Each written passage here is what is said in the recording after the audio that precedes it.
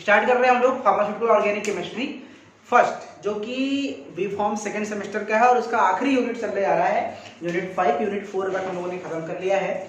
Unit 5 में हम लोग बात करेंगे, दो चैप्टर है, कार्बोक्सिलिक एसिड और एमाइड। ठीक है, दो चीजों को बात करेंगे। आज की क्लास में हम स्टार्ट करते हैं कार्बोक्सिलिक एसिड। तो क्या होता है कार्बन की चेन होती है और कार्बन की चेन के साथ क्या होता है, COOH ग्रुप लगा होता है, या इसको हम इस तरह से भी देख सकते हैं। ठीक है, इस तरह से भी हम देख सकते हैं। तो ये क्या है फ्रेंड, एक तरह का इसमें ये कार्बोनिल ग्रुप है और कार्बोनिल ग्रुप के साथ OH ग्रुप लगा है। इसको हम डिफाइन कैसे कर सकते हैं, इसको हम दो तरह से डिफाइन कर सकते हैं। जैसे कि क्या आपको पता है कि दिस इज एल्केन, ये क्या है एल्केन। अब इस एल्केन में से इस हाइड्रोजन को रिप्लेस कर दो, किसके द्वारा, RCOOH के द्वारा। तो क्या बन जाएगा, कार्बोक्सिलिक एसिड बन जाएगा। एक ये कहानी है। दूसरी कहानी है कि हमारे पास क्या है, RCOOH, ये क्या है, एल्डिहाइड। क्या है ये, एल्डिहाइड। और इस एल्डिहाइड में अगर ये एल्डिहाइड है और इसमें अगर इसका ऑक्सीडेशन कर दें तो H का क्या हो जाएगा, OH। ये क्या बन जाएगा, OH। अब क्या बन गया, कार्बोक्सिलिक एसिड। यानी दोनों केस में हम देख रहे हैं कि एल्केन के H को रिप्लेस किया कार्बोक्सिलिक एसिड से, सॉरी COH ग्रुप से, तो क्या बन गया हमारा कार्बोक्सिलिक एसिड। और अगर एल्डिहाइड को ऑक्सीडेशन किया तो भी क्या बन गया, कार्बोक्सिलिक एसिड। इसको हम दो तरह से डिफाइन कर सकते हैं। कैसे डिफाइन कर सकते हैं कि when the hydrogen of alkane group is replaced with the COOH group, ठीक है, then the compound is formed is called carboxylic acid। Next definition हम कह सकते हैं कि when the aldehyde is undergoes oxidation then it convert into the carboxylic acid, या फिर the new compound is formed is called carboxylic acid। एक simple सा है। इसका जनरल फॉर्मूला क्या होता है फ्रेंड, CnH2n-1 और COOH। ठीक है, ये इसका जनरल फॉर्मूला होता है कि इस तरह से इसको हम रिप्रेजेंट कर सकते हैं कि ये क्या है। ठीक है, अब बात करें अगर इसे क्लासिफिकेशन की कि क्या क्या होते हैं, किस प्रकार की क्लासिफिकेशन इसको हम कैसे कर सकते हैं। तो दो कैटेगरी है क्लासिफिकेशन की फ्रेंड, एक होती है एलिफैटिक और दूसरा होता है एरोमेटिक। आपको पता है कि ये R की जगह पे अगर हम कार्बन की चेन लगाते हैं, जैसे R की जगह पे हम कार्बन की चेन लगाते हैं, तो उस केस में ये हमारा एलोफैटिक कार्बोक्सिलिक एसिड है। और अगर R की जगह पे हम कोई बेंजीन रिंग लगाते हैं या एरोमेटिक रिंग लगाते हैं, ये हमारा एरोमेटिक कार्बोक्सिलिक एसिड, इसको बोलते हैं बेंजोइक एसिड। ठीक है, ये 1 2 3 4 5 ब्यूटेनोइक एसिड है। ठीक है, ये हमारा एलिफैटिक और एरोमेटिक एसिड है। अच्छा, एलिफैटिक को हम फर्दर डिवाइड कर सकते हैं 3 भागों में। कैसे हम बांट सकते हैं, यानी इसको देख लेते हैं कि एलिफैटिक कार्बोक्सिलिक एसिड को हम फर्दर 3 भागों में कैसे डिवाइड कर सकते हैं, कौन कौन से पार्ट्स में इसको हम बांट सकते हैं। तो इसको आपको पता है कि एलिफैटिक में इसको हम कैसे डिवाइड कर सकते हैं, दिस इज एलिफैटिक, इसको भाग सकते हैं, this is called mono carboxylic acid derivative. ठीक है, CAD मतलब कार्बोक्सिलिक एसिड डेरिवेटिव, यानी कोई ऐसा कंपाउंड जिसमें एक ही कार्बोक्सिलिक एसिड ग्रुप लगा। ठीक है, अब इसको भी समझ लेते हैं। मोनो वाले को भी हम 3 भागों में बांट सकते हैं। कैसे, प्राइमरी, सेकेंडरी और टर्सरी। देखिए एलिफैटिक में बांटा 3 भागों में, मोनो, डाई और पॉली। और मोनो में भी 3 भाग है, प्राइमरी, सेकेंडरी, टर्सरी। आपको पता है कि अगर आपका कार्बोक्सिलिक एसिड ग्रुप एक एंड में लगा है जिसकी तरफ एक ही कार्बन है तो वो प्राइमरी, और कार्बोक्सिलिक एसिड ग्रुप जहां पे लगा है उसकी तरफ 2 तरफ कार्बन है तो सेकेंडरी, और कार्बोक्सिलिक एसिड ग्रुप जहां पे लगा है उसके 3 तरफ कार्बन है तो वो हमारा क्या हो जाएगा, टर्सरी। ठीक है, COH। ये आपको पता है कि प्राइमोनो क्लासिफिकेशन की बात करें तो कैसे करते, सब ऑलरेडी पहले से पढ़ चुके हैं, कुछ भी इसमें नया नहीं है। ठीक है, तो मोनो मतलब जिसमें एक कार्बोक्सिलिक एसिड ग्रुप, उसे बोलते हैं मोनो कार्बोक्सिलिक एसिड डेरिवेटिव। उसमें भी अगर एक साइड में है तो प्राइमरी, दोनों तरफ कार्बन के बीच में है तो सेकेंडरी, और 3 तरफ से लगा है तो टर्सरी। फिर आता है डाई कार्बोक्सिलिक एसिड डेरिवेटिव में, डाई CAD। तो इसमें क्या है भाई, कंपाउंड है जिसमें 2 कार्बोक्सिलिक ग्रुप एक साथ जुड़े हैं, जैसे ये हो। ठीक है, या हमने इसको इस तरह से डिवाइड कर दिया, COOH। ठीक है, कहीं भी 2 हमारे ग्रुप लगे हैं, they are called di carboxylic acid derivative. और इसी तरह से पॉली आ जाएगा। तो पॉली में आपको नाम लग रहा है कि ढेर सारे, 2 से ज्यादा, यहाँ भी लगा दिया, यहाँ भी लगा दिया, यहाँ भी लगा दिया, यहाँ भी लगा दिया, कहीं भी लगा सकते हैं, तो दे आर कॉल्ड पॉली। ठीक है, तो हमने क्लासिफिकेशन देख लिया 2 प्रकार का, एलिफैटिक और एरोमेटिक। एलिफैटिक में 3, मोनो, डाई, पॉली, और मोनो में 3 होते हैं, प्राइमरी, सेकेंडरी और टर्सरी।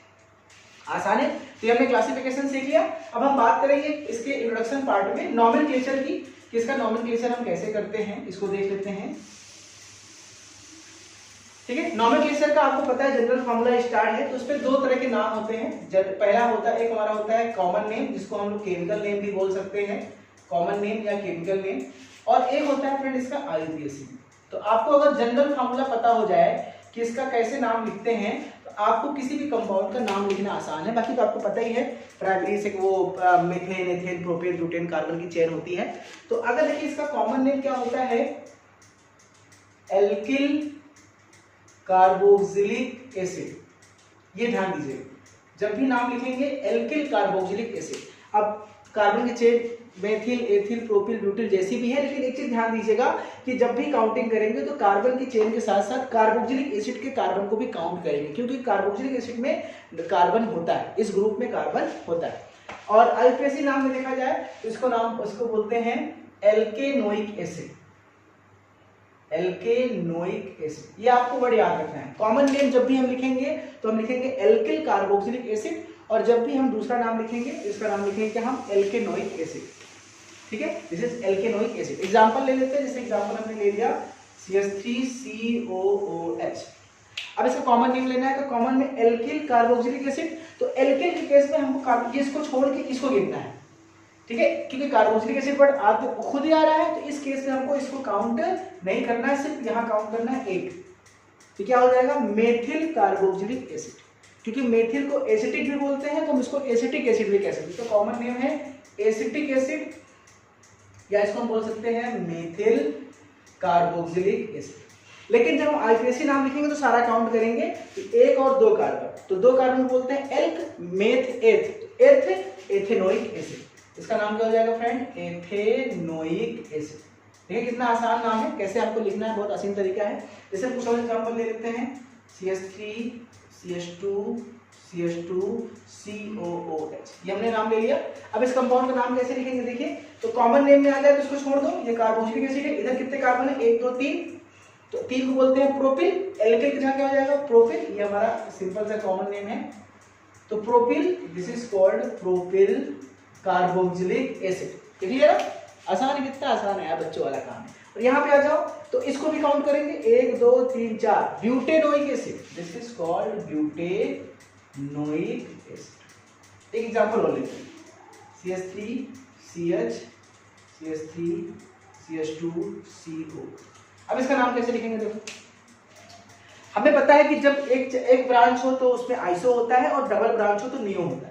इस बार क्या है, 1 2 3 4, एल्किल ग्रुप में 4 कार्बन है, 4 को बोलते हैं ब्यूटिल। लेकिन ये चारों स्ट्रेट नहीं है, चारों ब्रांच में है, और एक ब्रांच है, तो एक ब्रांच को बोलते हैं आइसो। तो ये हो जाएगा आइसो ब्यूटिल कार्बोक्सिलिक एसिड। इसका नाम हो जाएगा friend iso butyl carboxylic acid. देखिए, और जब आईयूपीएसी नाम लिखते हैं तो हम आइसो नहीं लगाते हैं, वहां प्रीफिक्स लगाते हैं।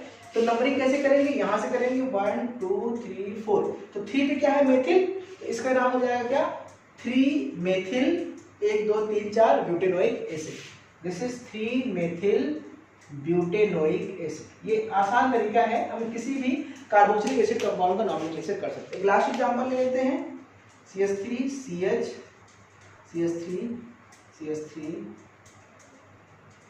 और CH2 COH, ये हमने एग्जांपल लिया। अब देखिए इसमें क्या है, कितने कार्बन चेन है, ये तो कार्बोक्सिलिक एसिड हो गया, 1 2 3 4 5 कार्बन है, पेंटिल। लेकिन इसमें क्या है, 2 ब्रांच है, तो नियोपेंटिल। ध्यान दीजिएगा, 2 ब्रांच है तो नियोपेंटिल। और तो केमिकल नेम क्या हो जाएगा फ्रेंड, दिस इज नियोपेंटिल और कार्बोक्सिलिक एसिड। लेकिन इस केस में जब भी हम जाएंगे तो हम लोग आइसोनियो का यूज नहीं करते, नंबरिंग करेंगे 1 2 3 4। तो 3 पे मेथिल और मेथिल, तो क्या लिखेंगे 3,3 डाई मेथिल। उसके बाद कितने कार्बन है, तो 3 4 ब्यूटेनोइक एसिड। ठीक है, इस तरह से हम कोई भी नाम फ्रेंड बना सकते हैं। आप लोग खुद से प्रैक्टिस करिएगा और अपने जितना नाम बना सकेंगे आप उतना इंपॉर्टेंट है। तो नेक्स्ट क्लास में हम आपसे मिलते हैं नेक्स्ट लेक्चर में, तो बात करेंगे method of preparation of carboxylic acid, फिर नेक्स्ट क्लास में एसिडिक नेचर, फिर नेक्स्ट क्लास में केमिकल रिएक्शंस, ये खत्म। फिर बात करेंगे एमाइड का। यदि 3 से 4 लेक्चर में हम लोग यूनिट 5 को भी खत्म करने वाले हैं बहुत जल्दी। मिलते हैं आपसे नेक्स्ट लेक्चर में। Thank you so much.